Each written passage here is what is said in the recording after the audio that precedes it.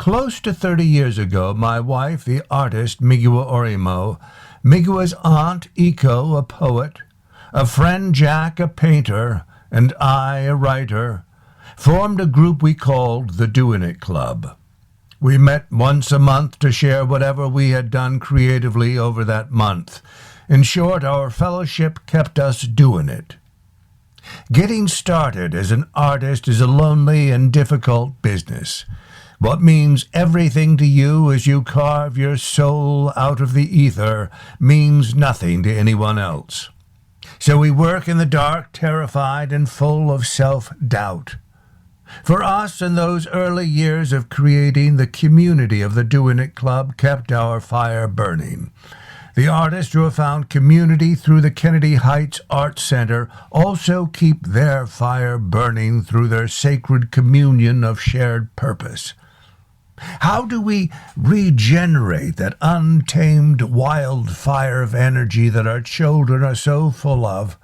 How can we stoke that primal flame and focus that energy into our art? This play, assembled from the thoughts and words of participating members of the Kennedy Heights community, is about that collective effort to fan that creative fire that we might shape our souls from the ether.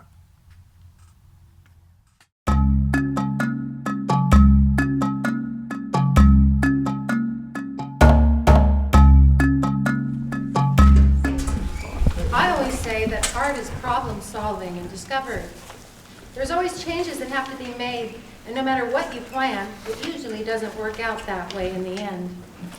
I've spent the last 20 years as an art teacher at Nativity School, and part of the reason I do it is because I love the art that kids make. Kids can't make art from any place other than from who they are. I'm really good at having ideas. That's why being an art teacher has been a good fit for me. I give them the idea, then I see 50 variations on that theme. There's this kind of creative chaos with all these people making this beautiful, spontaneous stuff.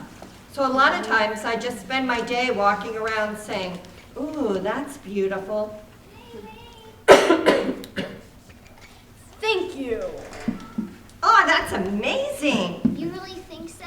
Being an art teacher has brought me a lot of joy in my life. So now I'm about to retire and I need to think about how am I going to get that fix. I was about 2.5 when I knew that I knew. I woke up one day and I knew that I knew. Rather than being just a child on an everyday basis, I knew what I was looking at. I had already made that distinction between the person who observes and the person who's involved. And for a child, it was kind of a weird revelation. I think it connected to a memory of waking up and finding that my mother wasn't there. I was screaming or crying for my mom, and she wasn't the one that came in. This woman, who was obviously a nurse in white, a big, heavy woman, came in, and I was like, "Where's Mommy? Where's Mommy?" I didn't know for many, many years, until I was an adult, that she had had a nervous breakdown, and they had put her in a hospital to give her a rest. Maybe she had postpartum depression, I don't know. But looking back on it, it was at that time, I think, that I began looking at myself as two people, the one who was in the moment and the one who was observing it. My mother was an artist. She was one of those artists who just ate in everything. And when I was about 3 or 4, I remember looking over the stairs at this really abstract kind of Franz Klein nude. Lines all over, huge painting. And I looked at it so much, I don't even know what I was thinking, but it just so affected me that I took a wrong step and fell down the stairs. And this was before there was carpeting on stairs. And I fell all the way down. That was the first time I felt the real impact of art. I like art, especially drawing, and I like to read. I love reading. I got a Divergent shirt, a Divergent necklace, and 2 Hunger Games bracelets. My mother was a painter. There was always art going on in the family. There was always going to museums, galleries, art openings. My mother started me off in dancing when I was about 5 or 6, because she said she thought I was shy. The real reason is because she loved dancing and didn't want me competing with her in visual art. As a kid, my favorite thing was drawing and painting. Also, I'm not sure I was shy. I probably think I was just observing. I grew up in a household where there was all kinds of music. There were no musicians, but there was always music playing. My parents liked classical music, country western, R&B, pretty much everything. So I grew up with that. And there's certain music that just draws you in, and you want to dance to it, and you want to create something to do that. So that's probably the thing that drew me in the most. The other thing I like about it is the discipline, the ability to work on a craft, and the continually working on it. My dance is not disciplined. For me, the discipline is important. I love that I can go to any ballet class anywhere in the world, Italy, Russia, and the language will be the same, French. The movements will all be the same. As soon as I put my hand on that bar, I'm home. Home is where I dance. My dance is not disciplined. My dance is not structured, but I love to dance. I just love to be free. I think my expression of being free is just walking that thing out. I mean, I guess I'm an artist, just sashaying around the house. I become very animated. No audience, none of that. I think society doesn't always embrace uniqueness and creativity. So I'm creative in my own right, within the confines of my home. I just do what I want to do. Some days I'm just tripping all over the place. I think when I'm taking in someone else's creativity, my mind takes in a lot of things. Something that makes me feel alive is dancing. I've been doing ballet for 5 years, and every year we have a concert. And every year I get pretty nervous, but then, like afterwards when everyone's cheering, it makes me feel really good about it.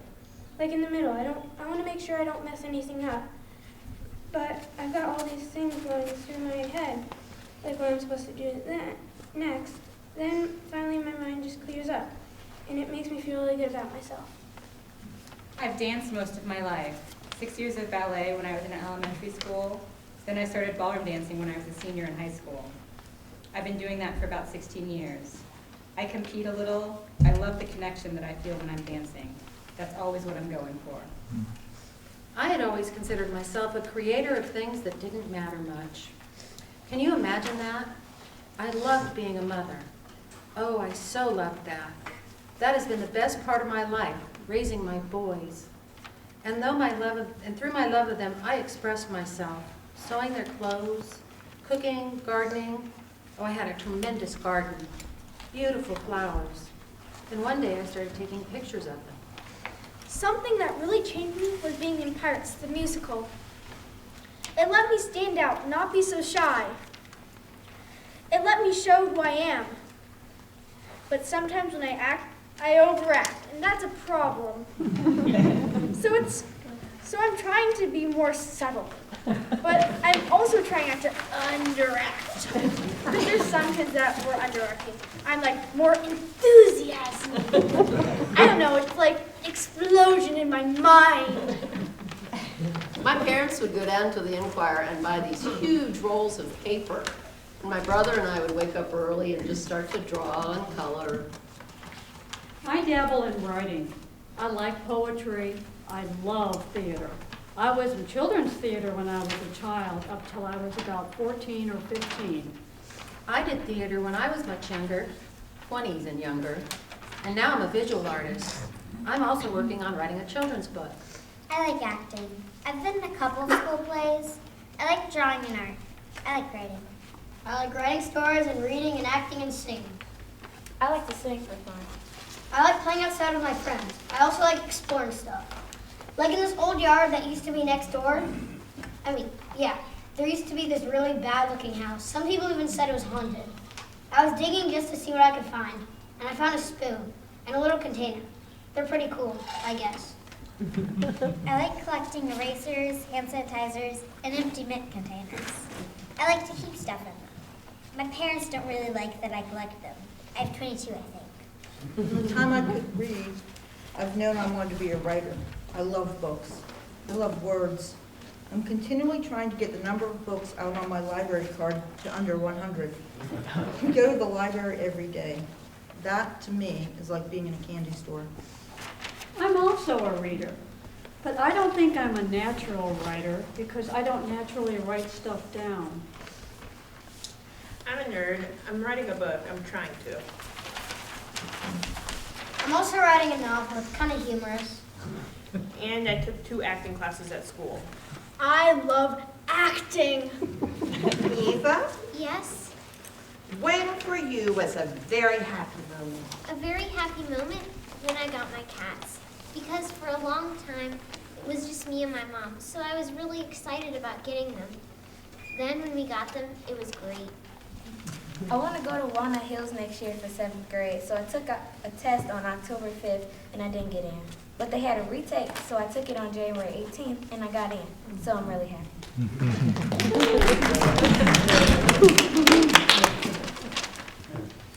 I was at the library one time, and I was reading a book, and I was like reading for an hour, and it was like 7:30, and they closed at 8. And I stood up to put the book back, and I realized the library was empty. So I went to the door, and it was locked. So I took my book and hid under a table and started reading. Reading helps me when I'm nervous. And then I stood up to get the second book in the series, and somebody walked past. He wasn't wearing a uniform, and from what I knew, nobody came to the library to clean. So I went from table to table, and then I got behind the librarian's counter.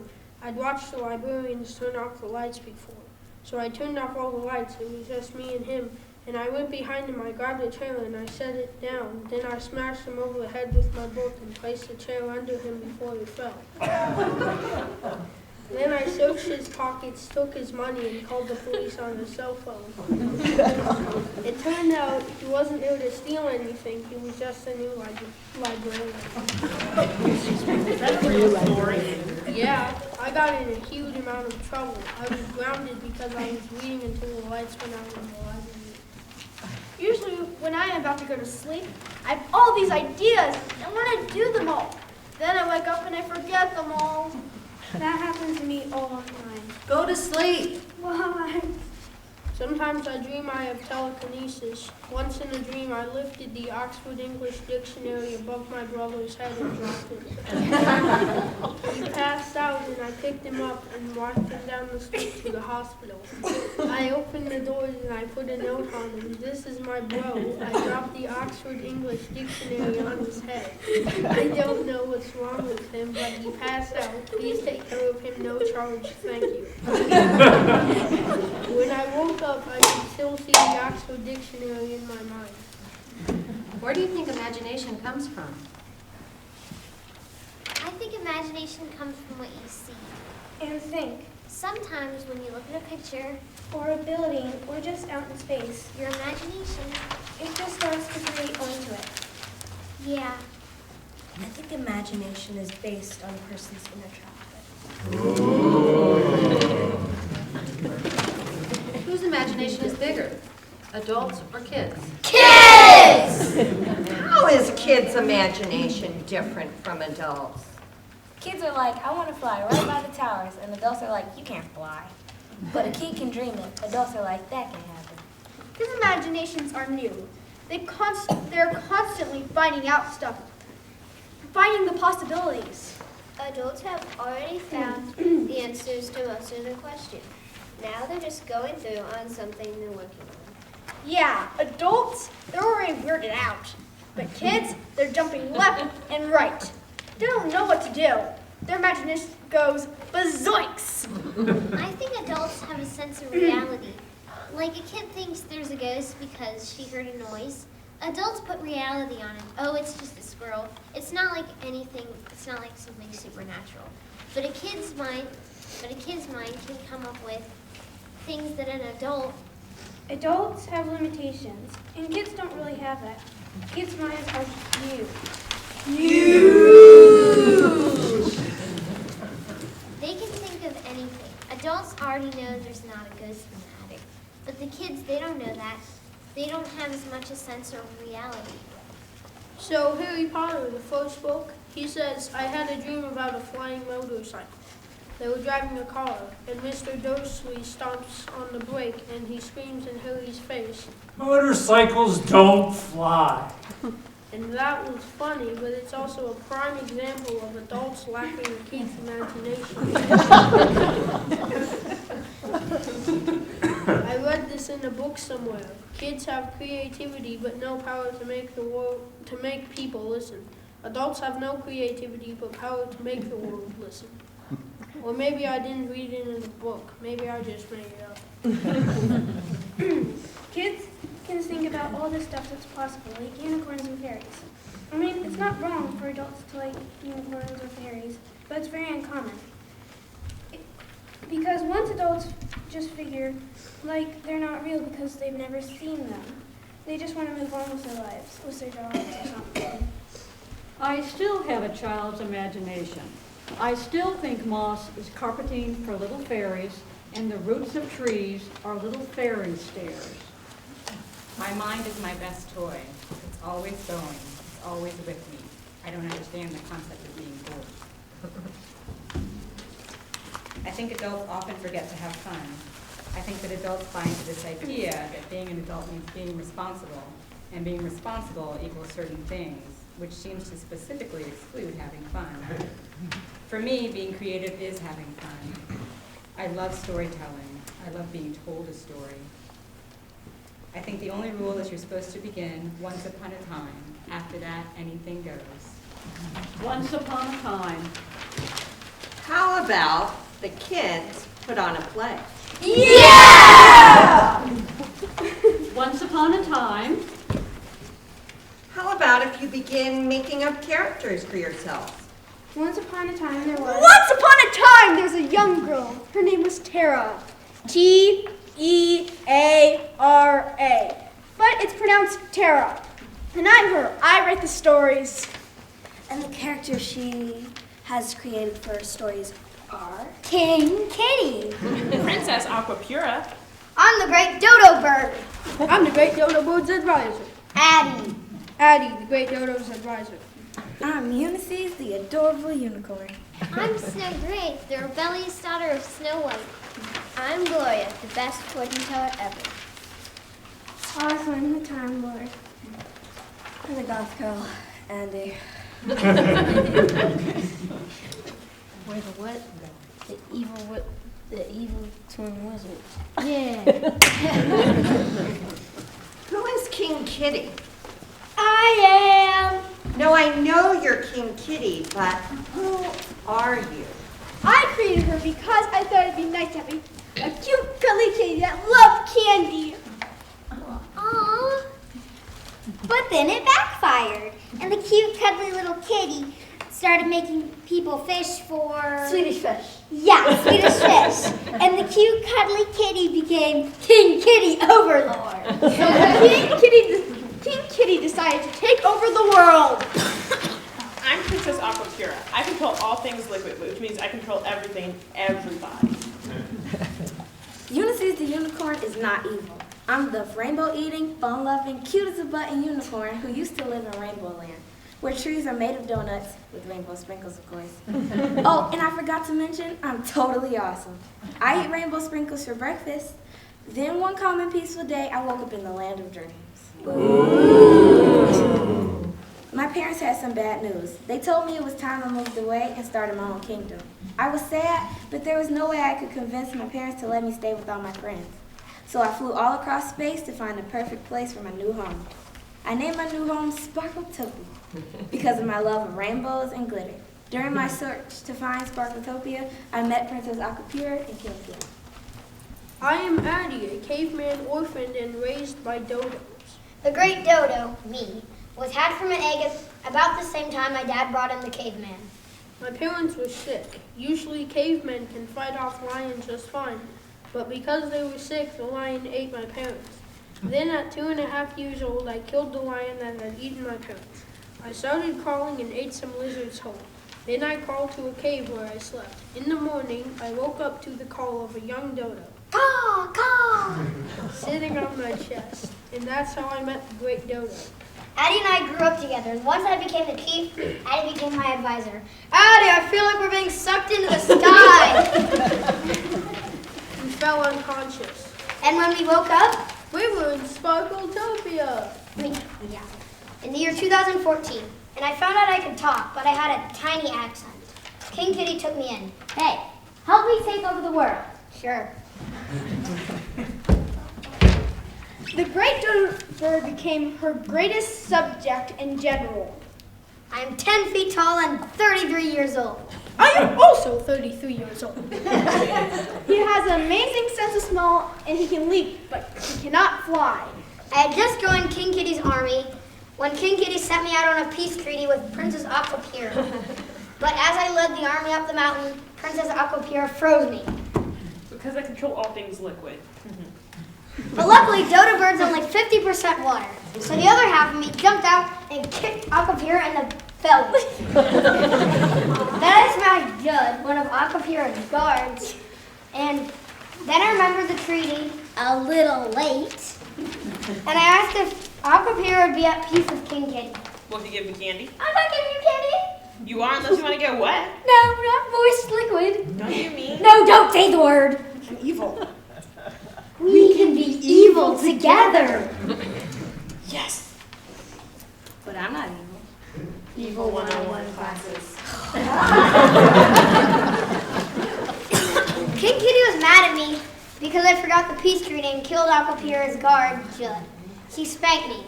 I have a scar from when half of me was frozen. But if you peek at my scar, you'll end up like Judd. Oh, and there's a song from another play, and I'm going to sing part of it. Poor, in honor of Judd. Poor Judd is dead. Poor Judd is dead. Oh, gather round his coffin now and cry. He had a heart of gold, and he wasn't very old. Oh, why did such a feller have to die?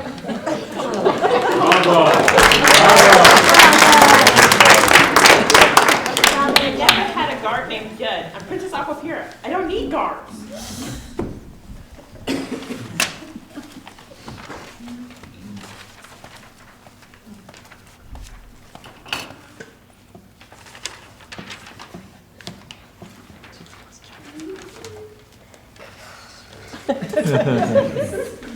I am Snow Gray. When my grandma, Snow White, sent me to boarding school, I was so angry. I protested, but my grandma ignored me. So my third night there, I ran away. I didn't know what to do after that. Then a thought popped into my head. I'll hide until my grandma learns her lesson. Then another thought popped into my head. I will play an even bigger prank. I'll disappear. I am Gloria, the best fortune teller ever. And I have been telling fortunes since I was 2 years old.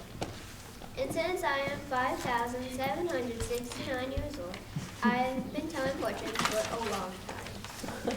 My mother taught me, she was taught by her mother taught her, and so on. My older sister's style fortune telling was weird, and went to live with my dad, who was divorced from Mom. So it was just me and Mom. We lived in a small hut in a small village near the bottom of Mount Lumi. Father and my sisters lived on Mount Sparkletopia. When I was just 7 years old, I predicted my mother's death. I was gazing into a crystal ball, and I saw her lying in bed coughing, and that's how she died. I was devastated. I moved to a tiny hut near the top of Mount Lumi and took all of my mother's belongings, including the sign for a fortune-telling business. I have been there ever since. I'm Oswin, an alien Time Lord from the planet Gallifrey. I have 2 hearts, and when one dies, I regenerate with a new one. And I help anyone who needs it. I started out at Gallifrey, the home planet of the Time Lords. But then, after a great time war between the Daleks and the Time Lords, ended when I blew up the planet. It took a TARDIS and ran fast away. We ran through millions of time streams, but the TARDIS I was in didn't take me always where I wanted to go. Victorian London, 1869, but where I needed to go, Mount Lonely in the year 2014. I knew I had to check it out. Okay, I hate my past, but I better tell you about it soon because I think I'm losing my memory. I am, Andy the goth girl. So this is how I came here. First, I was under the cool and, I guess, popular dog. The only kid that wasn't abnormal. There are geeky kids that built spaceships, extra quotation marks. And even my friends were weird. But then I collapsed. Even stranger than that. After I collapsed, I wasn't me. I had black makeup and a dark attitude. I named myself Andy and decided to go to Mount Lonely. Of course, this could all have been a dream. I'm not really sure. Like I told you, I'm a wizard memory. What are you doing wizards? Yeah, we cast spells on people. And we trick people into doing things and saying things they don't want to do. We cast spells on people using our hands like this. Instead of people's eyes like this. When I was a kid, we'd often say, let's have a play. And then we'd have our old typewriter and our in-charge girl typing away madly, writing lines. And then there were other people rummaging through the dress-up closet, getting costumes. Somehow the play never happened. Maybe that's an adult thing. Adults are really concerned about the product. Kids, they just love the process. I think that's true. When I was a child, and I only realized this as an adult, a lot of my playing was preparing to play. We had this chalkboard that had come off of its easel. The screws had come loose. And I'd put it on the ground and I would sketch out this town. I had these little cars. And I would spend hours drawing up these streets and buildings to play with the cars on. And then I would play for only a little bit of time. Well, we did the play because we had a mud stage. There was a brick wall and there was ivy growing up against it. And there was this like circular thing, a mud stage. We didn't type up the play ahead of time because it was just a variation on a school play. So when our parents came to see it, we just made it up as we went. When I was a kid, I spent a lot of time in the woods. We made an underground fort, a big hole. We put wood down on top of it and covered it with dirt. It had an entrance off to the side. And we'd go in there with a flashlight and tell scary stories. Just escape, you know? Robin Hood was the password for our gang. We, unfortunately, had a gang. We climbed trees. We were mainly girls, but then there were some boys in our village, and they would toss conkers at us, which of course are chestnuts. That was the age of battle. We had a tree with horse chestnuts, and we would crack them like squirrels. My best friend, her dad was a builder who built all the little houses around here. And when he built the houses, he made sure there was this giant place we called the back lot. It had a creek that ran through it and 2 clumps of trees. You couldn't get a car back there, so very safe and lots of imaginary play. And we had this creek we were always damming up, you know, and then this one day, we got all these boards and built this little bridge across the creek. I don't know how many there were of us, 6 maybe? We sat on the little bridge, and it was a boat.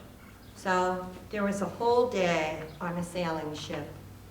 We have a big backyard with a little swamp area, which is best if you just want to jump in puddles.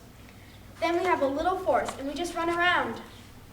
We'd be 3 miles from home. We'd take camping things. There'd be a tribe of children clattering kettles and cooking things. The oldest one might be 14, the youngest might be 5. Girls going off into the hills, making fires in a farmhouse that had fallen down, but all the stones were left. We play soccer outside, and I like playing catch with my dad. I like to play with my dog. When I go to my friend's house, she has a big pasture and a barn, and she has a donkey and a couple goats. We would just hang out in her barn and play with the donkey and room it, and try and keep her goats from picking on each other. We loved the secret garden. And we were in the cellar. My father kept communion wine and things down there. And we saw a brick that was a little bit raised. And we found a key. Well, from then on, we were tapping away in the cellar and all other parts of the house. And then we said, maybe it belongs out there in the garden. There was nothing out there that fit the key. Oh, but we were looking. just like they did in The Secret Garden. I would just get lost in books. When I read a story, I could see it. I was a big reader. I had a bike with a big basket on it, and I would go to the library a couple of times a week and get 10 or 11 books at a time and read.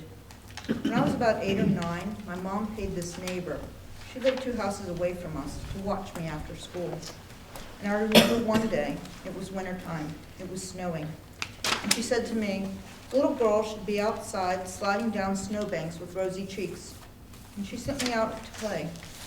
And I stuffed my book up under my coat, and I went back to our back porch of our house to read. If I'm totally absorbed in a book, I can't wait 5 minutes where I can read more. Oh, this is going to come to an end and I'm going to miss all these characters. Yet something else I recognize that's perhaps not quite going with the flow. If I read a word I don't know, I have to stop and look it up. Probably both of my parents, but my father in particular, was very encouraging us having an interaction with the dictionary. I feel it's a real gift given to me. I get lost in the dictionary. I've never read it cover to cover, which is one thing I want to do one of these days. But if I'm looking up a specific word, on my way to that word, there are all kinds of interesting words that are very distracting. We have this awesome dictionary, Webster's 1963 Collegiate something or other, and it's got these amazing hand drawings in it. I like to play games outside with my friend Rachel. We just make up stuff and play in her yard because it's bigger than my yard. When it rains, there's an area that gets all marshy. Then in my backyard, there's a small shed, and in the winter, it's really cool because there's snow everywhere, and we pretend it's a little house or something. Oh, when you're a kid, life is such a mystery. When we were kids, especially if you were Catholic, there were the communists. We were terrified of the communists. I remember lying in bed one summer night, and the adults were sitting out on the front porch listening to a ball game or something, and I couldn't get to sleep. And I was just lying there, then suddenly the radio turned off and I heard people going into the basement and slamming the door. And I was sure the communists were coming, and they had left me alone in my room. Dancing always saved me. I was more of a soul, hip-hop kind of gal. The white girl that could get it going. And my black girlfriends would be like, "Girl, where the hell did that come from?" And I wouldn't care. As soon as you played Michael Jackson, I was out there. And I wouldn't see anybody, I wouldn't see anything until the music was over. I have these ideas that I would like to try. I don't know how to do it. And I get impatient. I work in fiber. I'm a fiber artist. My main technique is one I created myself. It's an embroidery technique. And I'm the only one who does it. So it's kind of like working in a vacuum. There's nobody to give me input or critique. So I just try to keep coming up with ideas off the top of my head. It gets frustrating. I don't know why I keep doing it. Obviously you have a need. There's something about the process that's very intense for you. I've always created by myself, whether it's a dance piece or a piece of writing. I've always had to do it myself and trusted myself. I had a couple of really bizarre writing experiences in school. It was always considered that I could write well and read and create imaginative things, but sometimes I would write a composition and my teachers would think I plagiarized it from some book. Then they'd call my parents and accuse me of it, saying blah, blah, blah. They'd find out later I hadn't plagiarized it at all. It was all from out of my head. But at the time, it was very hurtful and really knocked me off my feet. For years, it soured me to writing, except in secret. And I didn't get back to sharing writing till 40 years later. I've been trying to organize the numerous experiences in my life so that it's easy to recall them. Right now, I'm reminded of San Antonio, the landscaping in the downtown area along a small channeled river. Each channel has a different color in the night: purple, blue, green, yellow, red, with bridges that cross from one side of the river to the other. Lots of stone masonry work, fountains and waterfalls. It sits down from the street, and up on the street level, there are umbrellas and a wrought iron fence, little restaurants and nightclubs with balconies, very romantic. It should be on everyone's bucket list. I'm big on immersion, how I felt about something, which takes me back to when I was 13 or 11 years old, sitting in an orchard in Yorkshire. I remember sitting by myself and smelling apple blossoms that had a very faint smell, and syringa, which is orange blossom, which has an incredible smell. Being alone, I was proud I was by myself. I might have been reading a book, but I might not have been reading a book, but I was there long enough to think that I was in a world by myself, enjoying the nature. The third colour was that of forget-me-nots, blue. So you've got blue, you've got the good smell of the syringa, and you've got the apple blossoms. I can remember kids playing outside on the street. Kickball, kick the can, playing outside into the twilight. There were just a lot of kids on our street. Then my mother would call me in, and other mothers would call the other kids in. A lot of the families knew one another. It was a different time. Kids seem to play inside more. They have their devices, like the adults. I hate that. A couple of weeks ago, I was shopping in Target, I think it was, and I saw a mother in front of me checking out. She had her toddler with her. And the whole time she was checking out, she had her phone out. And it just got me thinking, there's going to be a whole generation of kids with their parents being, distracted, yes. And I wonder what kind of effect that's going to have on them. I don't think it's going to be good. I've got my first scene written. Want to hear it?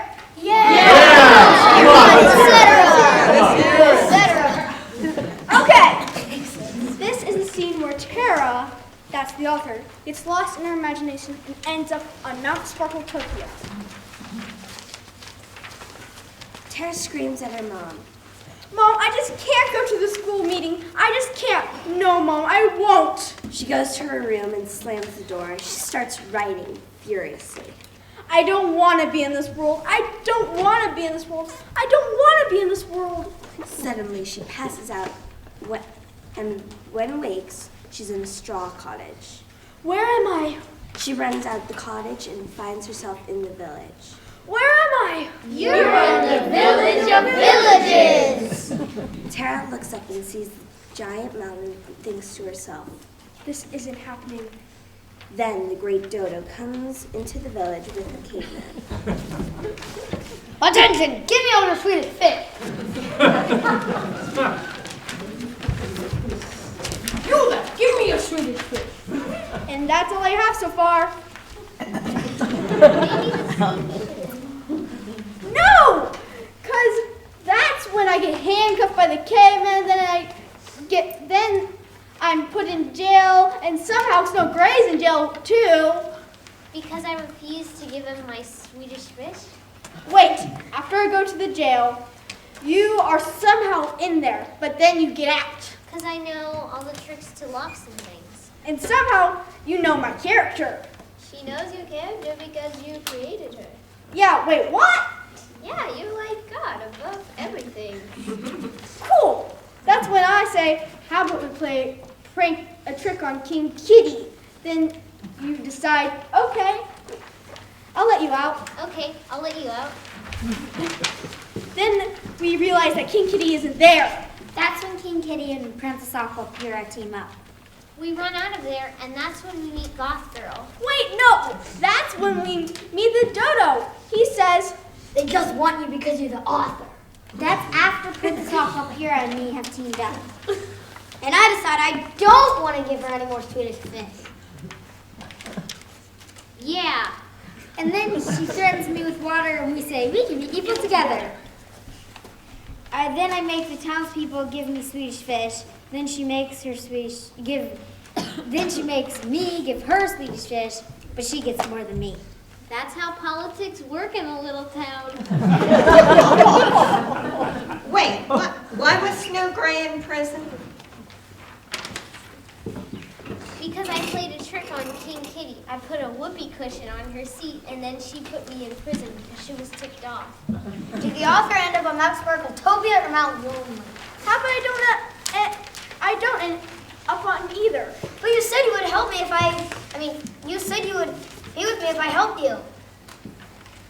But how about you decided things were going to end badly because the people of Mount Sparkletopia ganged up against the people of Mount Lonely? Yeah!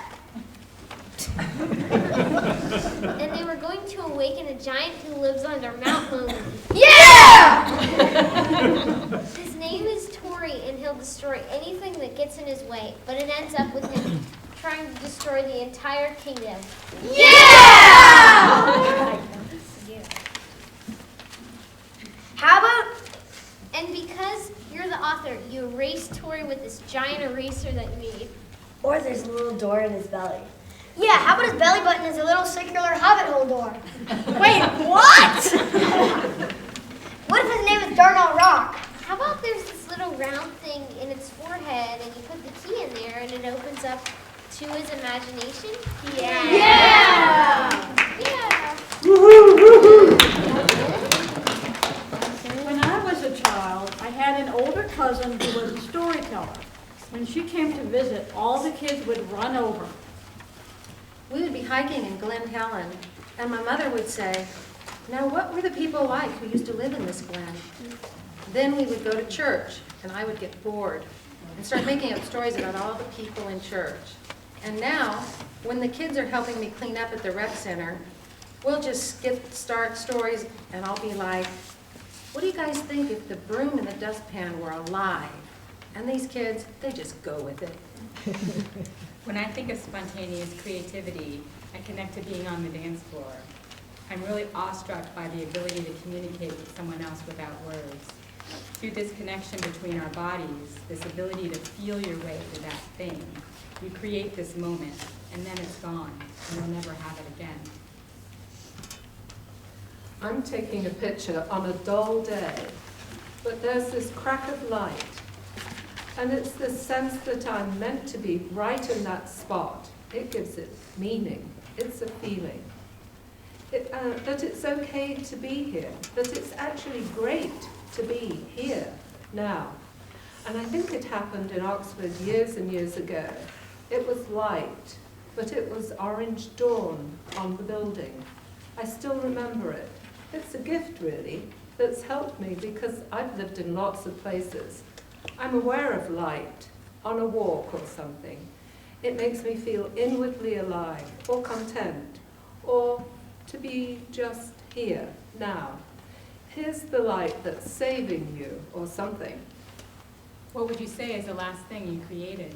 A poem. A dance. A memory book. A poem. A lesson. A loaf of bread. Put your hands right in the dough. Exactly. There's nothing like it. Warm bread out of the oven. Smell. Makes you feel like you're a kid again. I'm not giving you candy. Oh, yes, you are, unless you want to be wet. No, not moist liquid. Wait. We can be evil together. I'm not evil. Evil 101 classes. We're taking you over. What? Why? No! Oh, yes, we are. No! Activate, freeze, glitter, and glow power. We're taking over the world. Oh yeah? You're not taking over me. The author pulls out a pen and a notepad.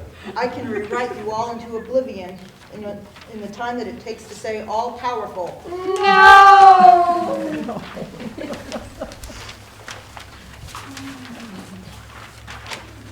The days of my life have flown so fast. There's fewer ahead than in the past. Longtime friends lost to the mist. No longer seen, but dearly missed. The path not taken, The day not seized, the dreams forsaken. or the people I've pleased. So many chances I have missed. Too many opportunities that I have dismissed. Plans I had that never took hold. And now I fear I have grown too old. I am the man your father was.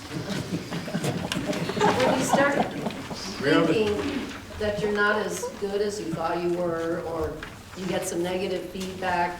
When you're older, you simply say, well, I'm not going to do that anymore. Where maybe the child just doesn't care that much, or will just go off and do something else. So dangerous education sometimes. It can really kill a person's spirit. I had always been a creator of things that I didn't think counted. Yes, I so loved being a mother. It fed me. It was my life. But then I started taking pictures of the flowers in my garden. Well, some people saw those photographs. A few people bought them. Then I was asked to do a solo show. Oh, it was a number of years ago. Just as I was leaving, the lady said, No, you'll be the artist of the month. I remember walking out thinking, I just take photographs. I'm not an artist. But a few pieces sold. I donated a few pieces to their auction. Then I picked up jewelry making. People would stop me in the street and ask me about my work. Then someone told me to take my work to an art gallery. Can you imagine? I called. They said I would have to go before a committee. I don't know where I got the courage. I took a few classes, and in doing all this, I feel like I have blossomed. It took a while for it to come to pass, but my children saw me grow up, not just as their mother, but as a woman, as an artist. I have 3 strong boys. Well, they're men now. They've grown into wonderful fathers. And when they say they're so thankful that I'm their mother, well, what a reward. Art has healed me. Art has healed me in so many ways. Last spring, I took the poetry class. I'd always told my children stories and my grandchildren stories. And my friend said, Elaine, you've got to start writing these stories down. And I'm not really a writer. I'm not really a painter either. But I'm trying that now too. And when my grandson comes to me and says, Tell us a story, tell us a story. It just flows out of me. I don't know where these things come from, but poetry has been a godsend.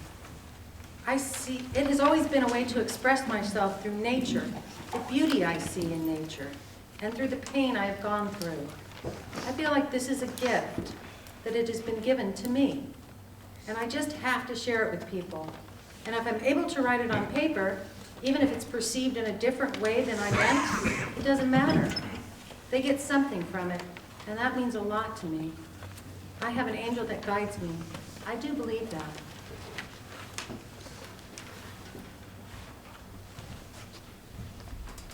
I think I've been a very good art teacher, and I think it's because I'm very unconditional. I do love everything they do, and to give them lots of permission to be who they are. Talking about this, I find a little tear in my voice because I don't know that I've ever given myself that permission. I've always been a very responsible girl. In a way, it's good that I figured out a way to make money. Not a whole lot of money, but enough money to be a voyeur in the kids' world.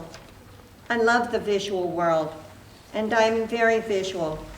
But I wonder if my real gift is maybe writing. I have to think about that. If you find yourself asking yourself, am I really a writer? Am I really an artist? Chances are you are. The counterfeit innovator is wildly self-confident. The real one is scared to death. So here's my best teacher story. Want to hear it? Yeah, of course. This is my take to the grave starfish story. So I had this kid, and he was so challenging. As a kindergartner, he'd come and sit under your table and beep. Just a wacky little kid. And I used to do this art camp, and he just loved art. And he would draw all this weird stuff, you know, who knows what. Well, I used to do the camp in the summer to make more money, and of course, he'd always be the first kid to sign up. And I'd be like, oh, because he was really hard. And I'd work really hard, because he was coming to art camp. So, by about 4th grade, it became clear, because the Catholic school can be kind of a narrow place, that maybe Nativity School wasn't the best place for him. And I felt sad about that. So the next year, I'm getting ready for the new school year, and I'm not really thinking about him. And I open a drawer in the art room in this old hutch I have, and here's this crumpled up piece of paper. And it's got this little pencil drawing on it, and it says, "I only live for Fridays and art." And then it has a little Star Wars guy, and it says, "May the Force be with you." So I took that little piece of paper and I put it way back in the back of my file cabinet where only I could see it. And I'd forget it was there. But every once in a while I'd go back in that little cubby because I had tubes and things there. And I'd think of him and all the kids who were like him out there. So, fast forward many years, I guess 8 years, I find out from his older sister he's having a show. There's a part of town called O'Brienville, and there's a kind of snooty gallery there called the Phyllis Weston Gallery. So he had ended up in a lot of different schools because a whole lot of schools weren't right for him. And now he was at Purcell. And he was walking around with his portfolio, and Purcell is not too far from O'Brienville, and he was into spray painting. So he walked by the Weston Gallery, and this is so great, he thinks, I should show my art there. Like, what adult thinks that, right? So he goes in, and they loved his work. Well, long story short, he sold out 3 shows there. They gave him their basement as his studio, and isn't that the best story? Because, you know, he was just one of those kids who has to make art.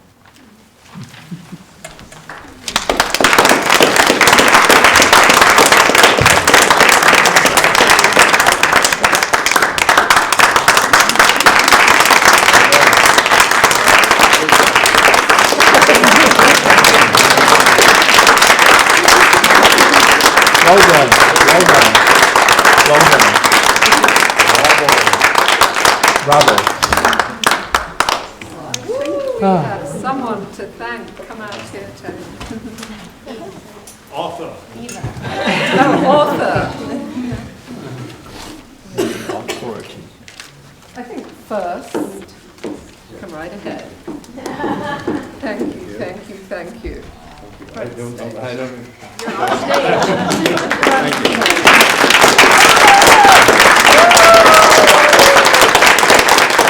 We didn't know what was coming, but I think I can speak for everyone in saying that it's been the most amazing experience. Thank you very much. And I do believe the adults have... Who would like to present? Adults. Present. You present. I'm an adult. So, would you like to open it? We've got 2 of the C's here.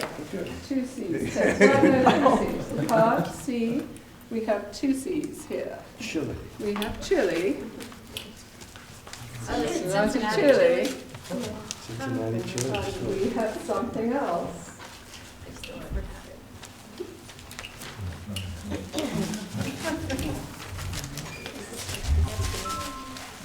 We have another C, all the way from, you know, how many yards from here is this particular C? These are packets of chili in front of Not more chili. We have... Oh, that's nice.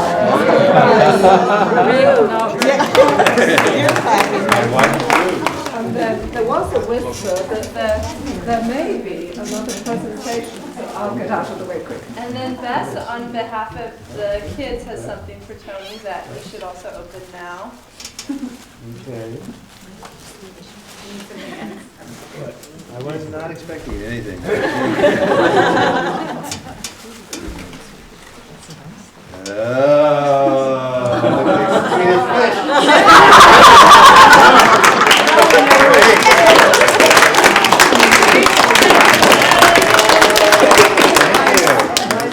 And then I have one more thing for you. See this, Bess? And inside Oh, thank you. Lovely. There's Oh, there's a key. So I hope you give a lot more people the key to their imagination and their creativity.